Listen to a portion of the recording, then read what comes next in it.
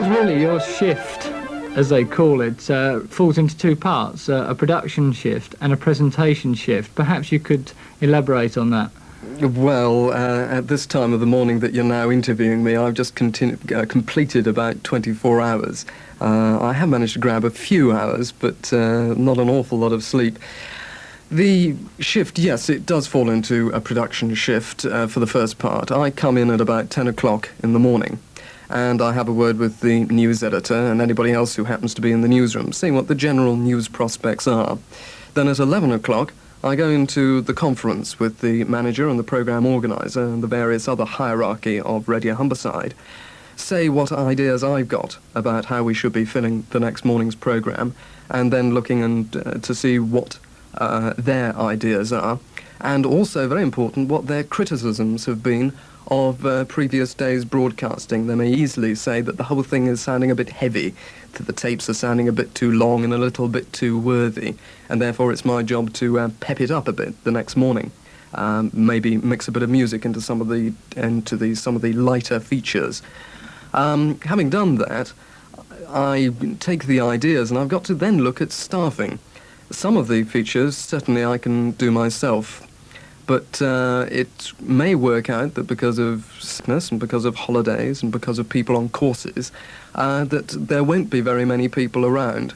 So I've got to somewhat cut my cloth then and say, well, what is the best I can get with the staff available?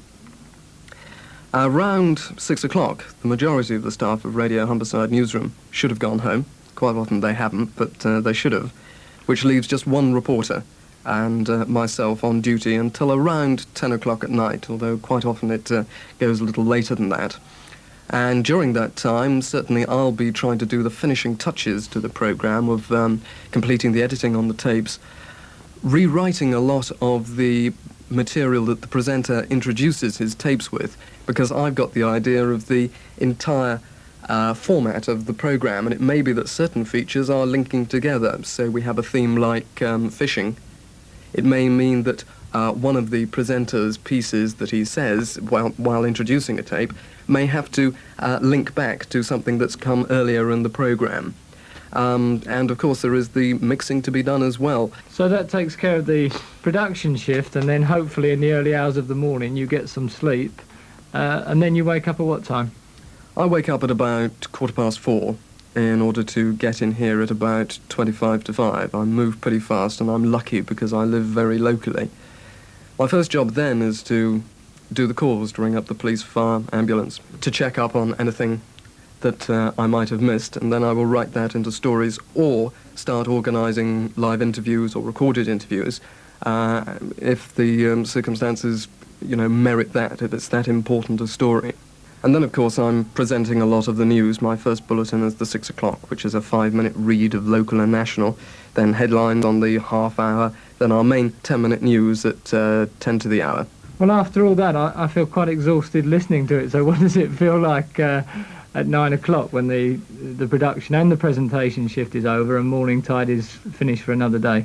Well, you're on a tide of adrenaline to some extent, although my adrenaline is wearing pretty thin by now.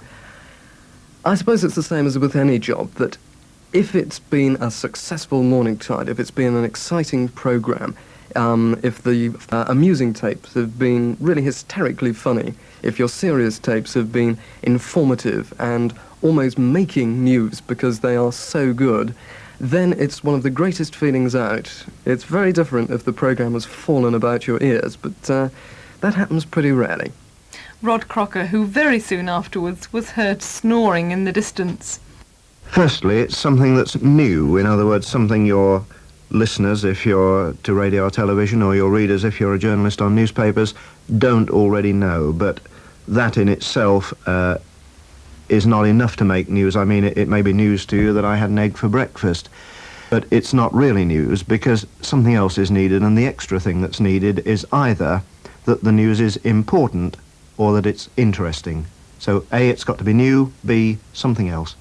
And then Jim Latham told Steve Howard where news comes from. The main way, of course, is the telephone. We're doing an awful lot of work at the moment on telephone. It's not always the most desirable way of dealing with people and collecting news, but it just so happens that's the way we're doing it at the moment. We phone an awful lot of people every day, the main emergency services, police, fire, ambulance, coast guards. We're on regular calls lists we run right through the day. They're all calling us back, of course. People are calling us all the time. As this interview goes on, you'll hear all the telephones ringing in the background every so often. We're doing an awful lot of traffic through here by telephone. The other one, of course, post. A lot of people write to us. We get lots of press releases from local authorities, from public relations organisations. People are trying to sell us something. We have a big post in here every morning. People come in, of course, personally. It's a long way up the stairs from Chapel Street, but some people do manage to get up there with the rest halfway up on the landing. But they do come in. We do talk to people here face-to-face in the studios. We also, of course, go out and meet people. We are supplied with news. We have a news team here of 9 producers and reporters, 2 of which are in South Humberside, Grimsby and Scunthorpe. And we are collecting news quite a lot, and this goes back to us telephoning around, talking to people. I have correspondents right around the county who supply me with news, both who are professional freelance journalists who collect news and pass it on to me because I'm interested in it, and I buy it from them. I have some contacts. I'm not going to tell you too much about them because they are people who regularly contact us because they're involved in organisations which are in the news and who tip us off about all kinds of things unofficially. If you say something in a very weak voice, it sounds to the listener as though you don't believe it yourself, and it sounds rather ridiculous in that case. If you've got a very, very strong accent which only a very few people speak and is likely therefore not to be understood by the majority of the listeners, obviously that's a barrier. What about the pace at which the news is read? It must be read at a speed at which the average listener can understand what you're saying. Some people will be able to understand you if you speak at a terrific pace. Other people will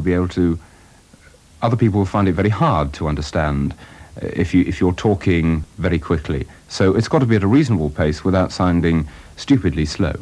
Paul Drewitt. And finally, Chris Ramsden described to us what it means to be a desk man here at the Radio Humberside newsroom. I'm taking in information and putting it out. From hour to hour throughout the day, Radio Humberside is broadcasting both local information and national information, news, every hour, on the hour, and in between the hours if something comes in that's of major importance. All day that's going on. I'm taking in the information in a number of ways, from local correspondence, from national information that comes from London, and putting it out to the people of Humberside. It must be quite a hectic day, really, if you're talking about putting out news every hour on the hour. Indeed, it's always a struggle to actually meet that time on the hour. You get into a state of paranoia a few minutes before you're going to go on the air, and sometimes things can happen and you think you're just going to miss it and you don't quite.